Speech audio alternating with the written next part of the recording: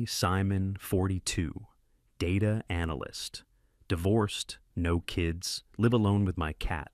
My life philosophy is simple. Show up, do the work, get paid, go home. I don't need work friends. I have real friends. I don't need workplace drama. I have bills to pay. I'm the guy who eats lunch at his desk with headphones on, not because I'm antisocial, but because my lunch break is for me, not for the company.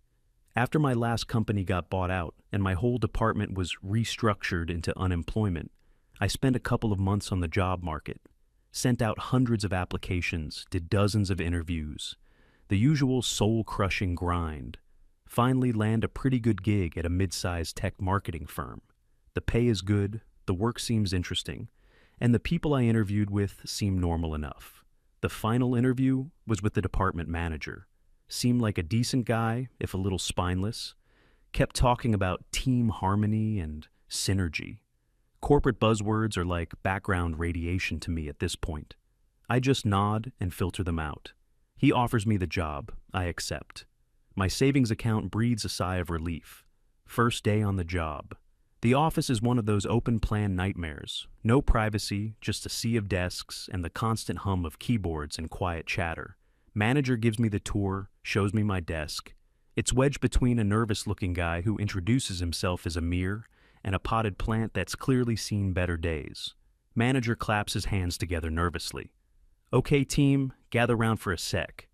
A few people shuffle over. He introduces me. This is Simon, our new senior analyst. Let's all give him a warm welcome and help him get up to speed. A few polite heys and welcomes. Standard stuff. Then one woman steps forward. She has that haircut that screams, I have a strong opinion about everything. This must be Camilla. Manager mentioned her name during the interview, something about her being the unofficial team coordinator. Welcome, Simon, she says, her voice a little too loud. I'm Camilla. Just so you know, we cultivate a very progressive and inclusive space here. We have a zero-tolerance policy for toxicity, and we expect everyone to be an ally. I just nod. Okay. Nice to meet you. She seems to wait for more, but I just turn to my computer and start logging in. First red flag, but I've dealt with office ideologues before. The best strategy is to become what they call gray rock. Be so boring and unresponsive they lose interest. The first week is mostly me getting access to systems, reading documentation, and trying to figure out what the hell the last guy was doing. I keep to myself. I'm polite, I answer work-related questions, but I don't engage in the chit-chat. I start to notice the office dynamics. Camilla isn't just a team member. She's the queen bee of a very anxious hive. She doesn't manage anyone, but she dictates the social rules. I'm in a team meeting, maybe my third day. We're discussing a project timeline. Some poor guy from another department says, the deadline is just crazy. I don't know if we can hit it. Camilla puts her pen down with a loud, deliberate click. The whole room goes quiet. She gives him this pitying look. Can we please not use ableist language? The word crazy is deeply problematic and offensive to those with mental health struggles. A better word would be challenging or unrealistic. The guy turns beet red. Oh, sorry, yeah, unrealistic. The deadline is unrealistic. Emir, the guy next to me, nods vigorously in agreement with Camilla. Good point, Camilla. We have to be mindful. The manager just clears his throat and quickly changes the subject. I realize what kind of place this is. It's a social minefield disguised as an office. My gray rock strategy is going to be essential. A few days later, I get my first direct correction. Camilla walks over to my desk. She's holding a mug that says, "Smash the patriarchy." Hey, Simon, she says, leaning against the sad potted plant. Just a friendly reminder. It's company policy to include your pronouns in your email signature. I noticed yours are missing. I look at her, then back at my screen.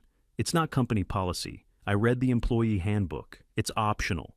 Her smile tightens just a little. Well, it's our team's policy. It's a small gesture to make everyone feel included. I give a non-committal grunt. Thanks for the heads up. I don't add them. I figure she'll let it go. It's a small, stupid thing. I was wrong. The next day, she sends a team-wide email. Subject: a reminder on inclusivity. The email is a long, rambling manifesto about the importance of visible allyship and how small things like adding pronouns to a signature are vital for creating psychological safety. It doesn't mention me by name, but it's clearly directed at me. I'm the only one on the team without them. I read the first paragraph, roll my eyes, and archive the email. My job is to analyze data, not to perform visible allyship. My performance is measured in spreadsheets and reports, not in my email signature. The weeks go by. I'm doing good work. I untangled the mess the last analyst left.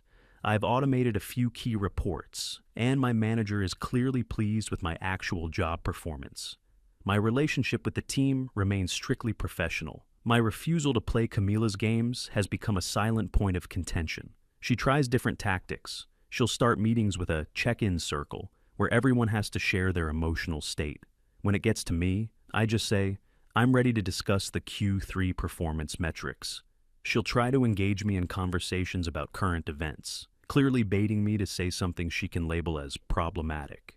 I just give vague one-word answers and turn the conversation back to work. Did you see that article about toxic masculinity in the film industry? Nope. Well, it's really... Did you get a chance to review the numbers I sent over for the Apex campaign? It's like playing chess with a pigeon. It knocks over the pieces, struts around like it won, but I'm just there to play chess. The first major confrontation happens about a month in. We're in a brainstorming session. The energy is low, as usual. Everyone is afraid to say the wrong thing. I'm trying to get things moving. Okay, guys, let's just throw some ideas at the wall. No bad ideas at this stage. Camila's head snaps up. Simon, I'd appreciate it if you didn't refer to a mixed gender group as guys. It's exclusionary. I stop and look around the room. There are 5 people present, 4 men, including me and Camila. I look directly at her. It's a common colloquialism, like saying y'all or folks. It's not a literal statement about gender. My intent was to address the group informally. She scoffs. Intent isn't magic. It's the impact that matters. And the impact is that you erase the presence of women in the room. The air is thick with tension. Amir is sinking down in his chair, trying to become invisible. I take a slow breath. I refuse to get emotional. Noted. Now, about the marketing strategy for the new product launch. Does anyone have an initial concept? I completely steamroll past her objection and pivot back to the meeting's actual purpose. She's left sputtering, looking around for support. But no one says anything. They just look down at their notebooks, relieved that the conflict is over. I just broke her biggest rule. I didn't apologize. I didn't concede. I didn't accept her framing of the situation. I just ignored it and focused on the job. She glares at me for the rest of the meeting, but she doesn't say another word. Later that day, Amir catches me by the coffee machine. He's fidgeting, won't make eye contact. Hey Simon, he mumbles. That was pretty tense in there. It was a brainstorming meeting, I reply, stirring my coffee. Yeah, but look, man, sometimes it's just easier to go along with it, you know? Just apologize and move on. It's not worth the fight. I stop stirring and look at him. What fight?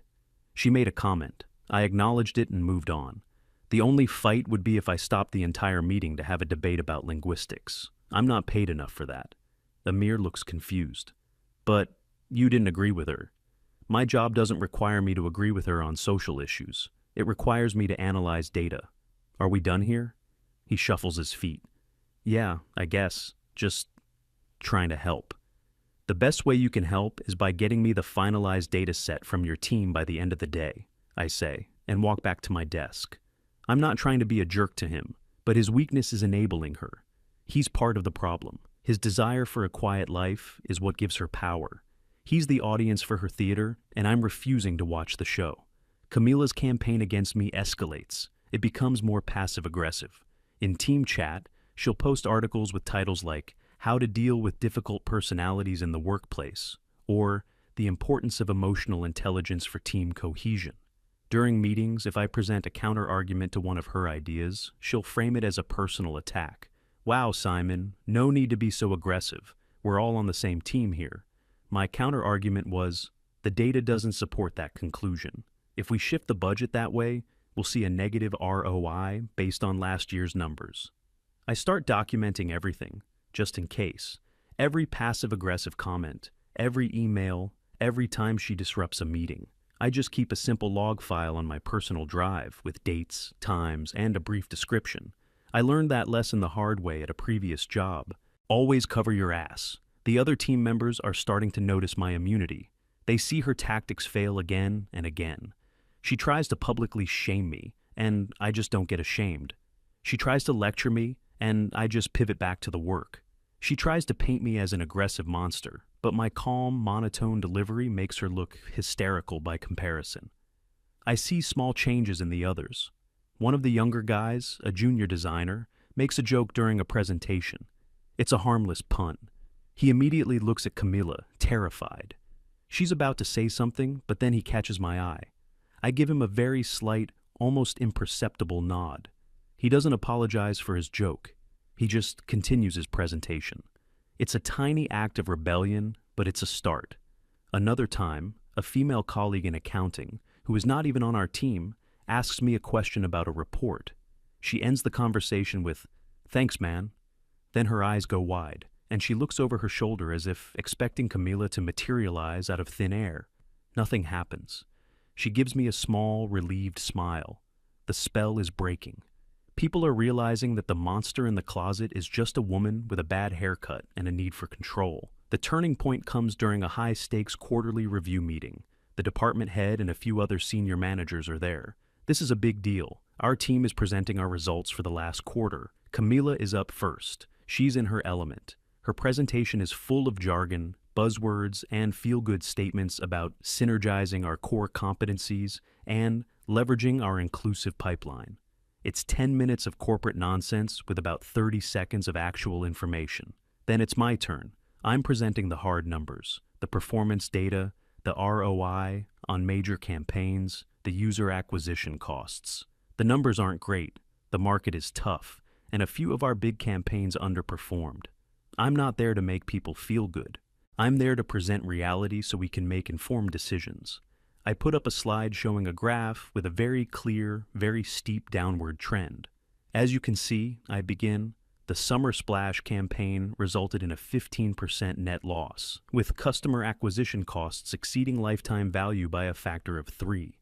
The room is dead silent. The senior managers are frowning. Camila decides this is her moment to swoop in and manage the situation. She raises her hand. "If I can just add something here," she says, standing up.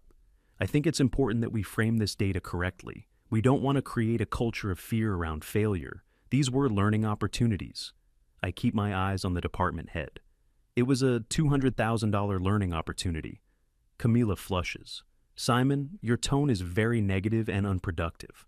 I have to say, presenting it this way is incredibly stressful and, honestly, a bit of a trigger for the team who worked so hard on this." This is her nuclear option, using therapy speak in front of the bosses to paint me as a workplace bully. I don't even look at her. I address the department head directly. My tone is factual. The data is the data. My job, as I understand it, is to provide an accurate, unvarnished analysis of our performance to enable effective decision-making. If we pretend this 15% loss is a learning opportunity instead of a critical failure, we are guaranteed to repeat it. The question for management is not how we feel about this number, but what we are going to do differently in Q4 to fix it.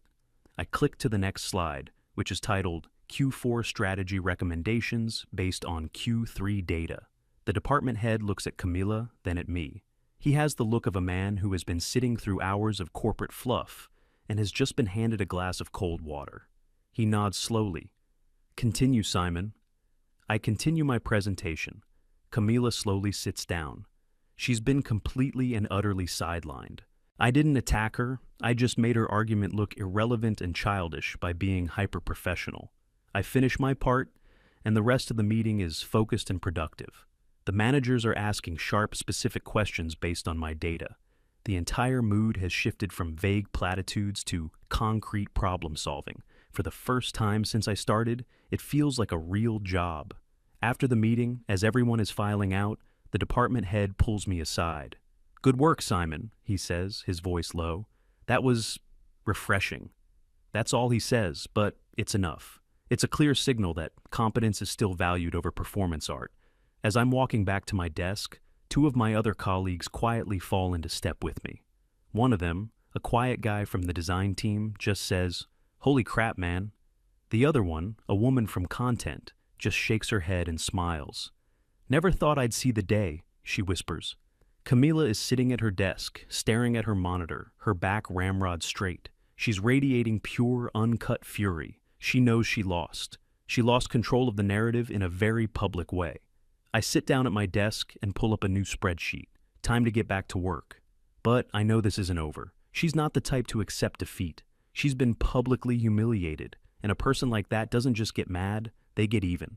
I open the log file on my personal drive and add a new entry for the quarterly meeting. I make sure to be as detailed and objective as possible. Something tells me I'm going to need it. The quiet war was over. The real one was about to begin. The atmosphere in the office changed after that quarterly meeting.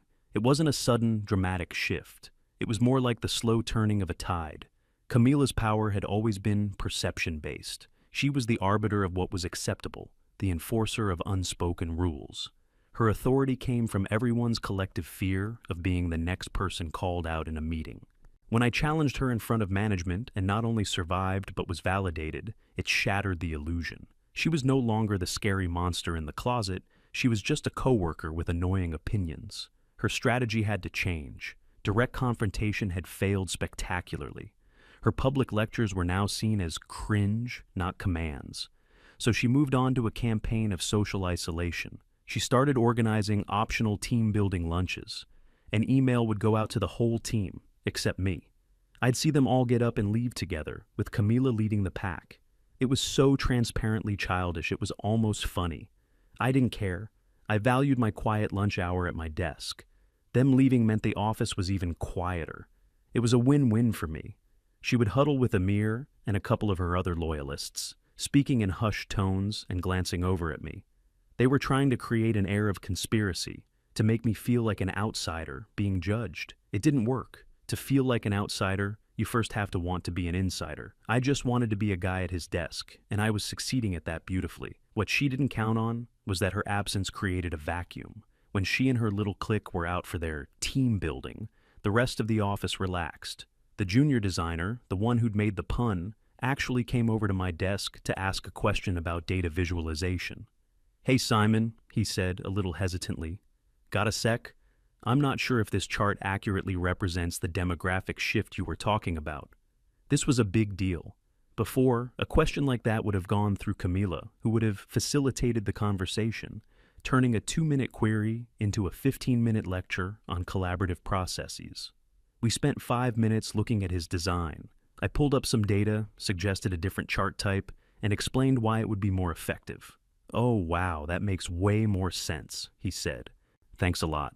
"No problem. Good work." That was it. A normal, productive interaction between two colleagues. But in that office, it felt revolutionary. More of this started happening. People would bypass Camila and come directly to me or other senior people for work-related matters. Productivity actually went up. Small problems that used to fester for days while people tried to figure out the correct way to approach Camila were now being solved in minutes. She saw it, of course. She saw her social capital draining away. Every time she came back from lunch to see people talking and collaborating without her, her expression would get a little tighter, a little more strained. Her comments became more pointed, more desperate. She started dropping phrases in team chat about cliques and uncollaborative behaviors, a rich irony that seemed to be lost on her. She was losing control, and it was making her reckless. I knew she was planning something. A cornered animal is a dangerous one. I just kept my head down and continued to update my log file. The opening salvo of her final attack came in the form of an email from the manager. Subject: a quick chat. Never a good sign. I walked over to his small, glass-walled office. He looked more nervous than usual. "Close the door, Simon," he said.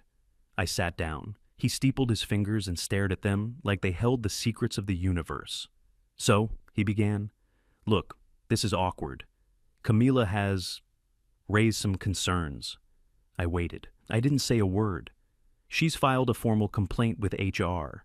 She claims your communication style is creating a hostile work environment for her." I felt a strange sense of calm. The other shoe had finally dropped. "She says your behavior is intimidating," the manager continued, refusing to look at me. That you're dismissive of her contributions and that she feels unsafe. Unsafe, the magic word. The one that makes HR departments everywhere snap to attention. Okay, I said, my voice perfectly level. My lack of a reaction seemed to throw him off. Okay? That's all you have to say? What would you like me to say? These are baseless accusations. I'm happy to discuss them with HR. Well, that's the thing, he said, squirming. To show we're taking this seriously, HR has recommended a formal mediation session, just the three of us, to talk things through. I understood immediately. This wasn't about finding the truth. This was about procedure. It was about HR and management being able to say they did something. They wanted me to go into a room, get lectured, probably be told to apologize for Camila's feelings, and then everyone could tick a box and move on. This was her trap. She was going to get me in a room where it was my word against hers in front of a weak manager, and she was going to perform the role of a lifetime as the trembling victim. I see, I said. When is this meeting? Tomorrow morning, 10 a.m., conference room B. I'll be there, I said. I stood up and left his office. That evening, I did my preparation. I went through my log file. I organized it, cleaned it up, and added my own objective summary. I listed every instance of her disrupting meetings, making passive-aggressive comments, and interfering with the work of others. I cited dates, times, and the names of others who were present. It was a damning document, all based on observable facts, not feelings. Then I drafted an email. I sent it to the head of HR and CC'd my manager. The subject line was mediation meeting preparation. In the email, I stated that I was happy to participate in the meeting to resolve the complaint. I then wrote, given the serious and subjective nature of the accusations of feeling unsafe, and to ensure a completely accurate and transparent record for the protection of all participants, I will be making an audio recording of the entire meeting. I believe this will aid in a fair and factual resolution.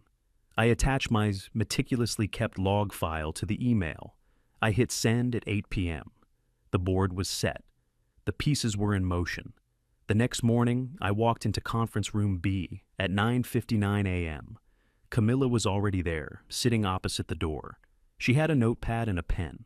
She had clearly been practicing her concerned but resolute expression in the mirror. The manager was there too, looking like he'd rather be anywhere else on earth. I took a seat.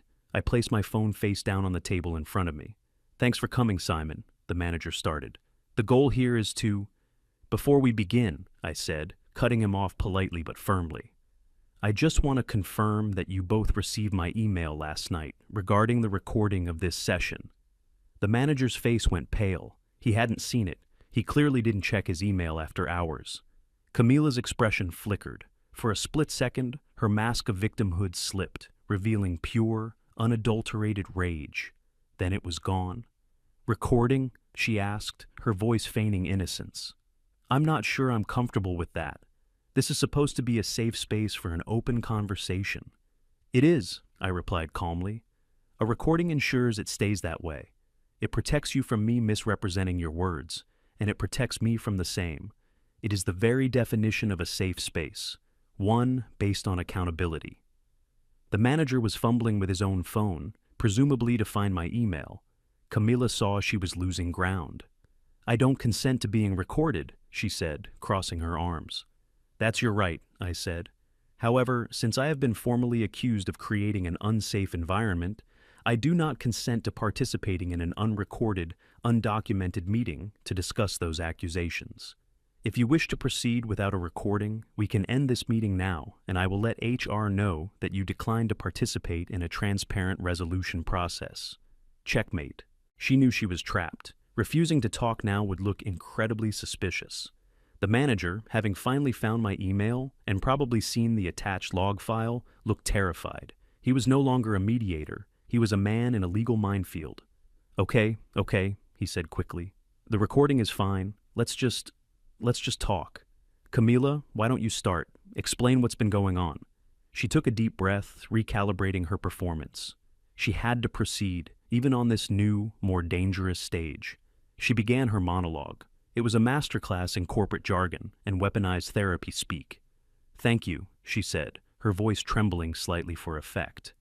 It's just, ever since Simon joined the team, there's been a shift. There's an energy, a very aggressive masculine energy that is frankly toxic.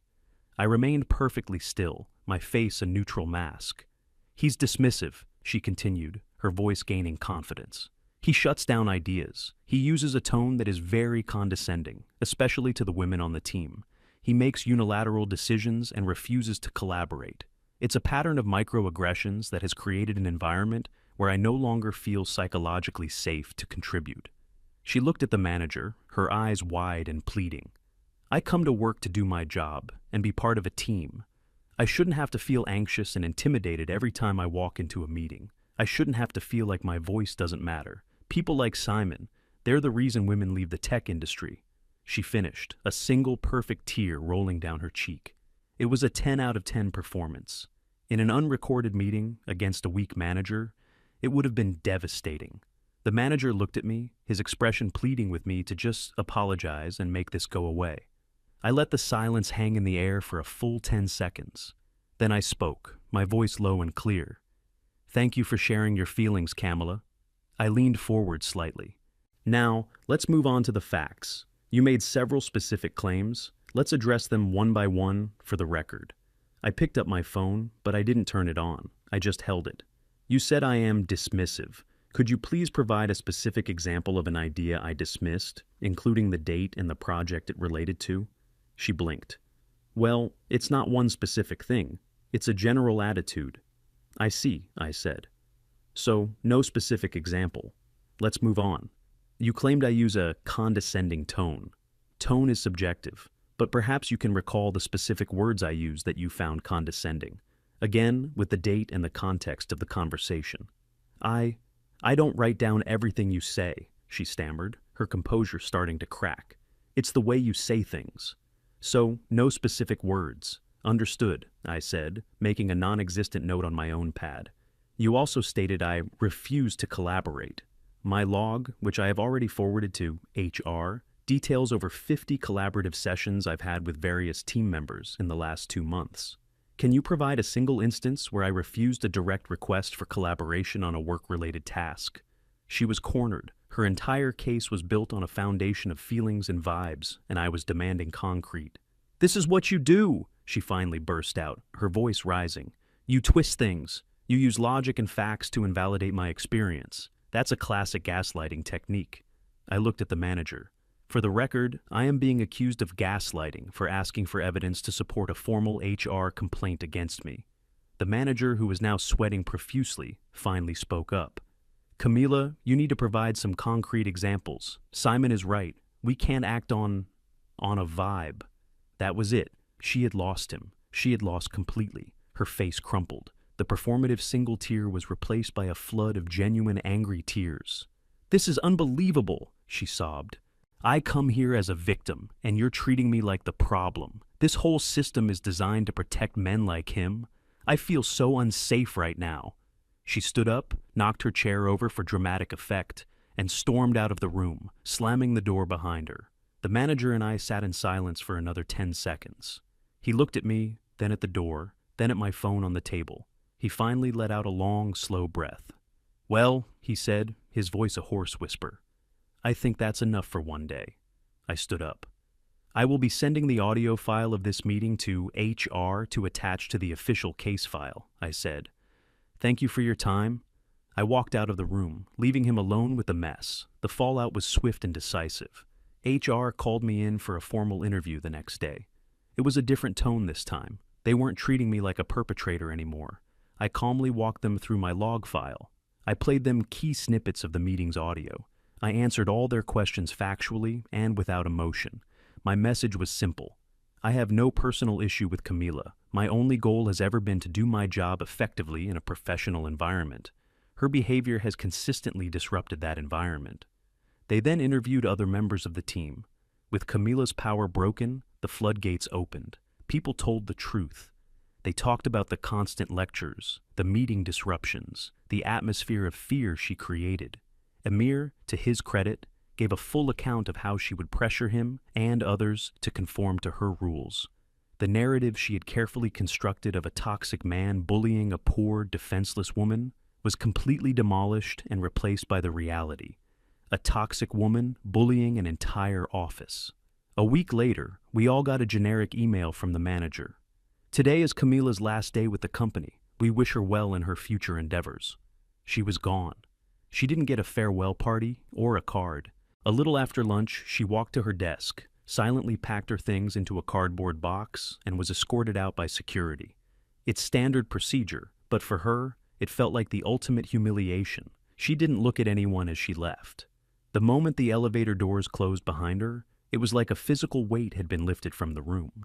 Someone in the corner let out a nervous giggle, and then someone else did, and soon half the office was just smiling in shared relief. The office became a normal place to work again. The tension was gone.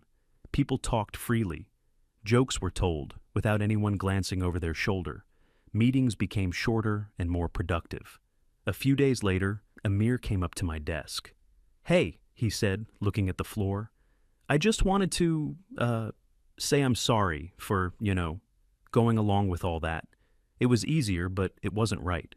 "Forget it," I said, not looking up from my spreadsheet. "Just focus on the work." He nodded. "Yeah, okay." He seemed relieved. That's all I wanted. Not an apology, not a victory lap. I just wanted a place where the work was the point, where competence mattered more than conformity. I had won, I guess. But it didn't feel like a victory. It felt like I had just successfully taken out the trash so that everyone else could finally get back to work. And for me, that was more than enough.